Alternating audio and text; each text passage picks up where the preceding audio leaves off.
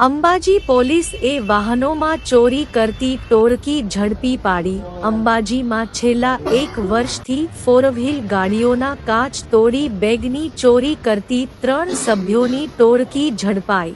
Ambaji town, મંદિર વિસ્તાર અને ગબ્બર રોડ પર યાત્રાળુઓને બનાવતા હતા નિશાન. ટ્રાફિક દરમિયાન ગાડીઓની રેકી કરી રાત્રે 8 થી 11 વાગ્યા વચ્ચે કાચ તોડી બેગ, રોકડ અને દાગીનાની ચોરી કરતા હતા.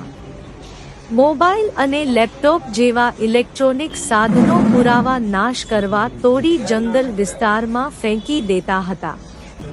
પોલીસ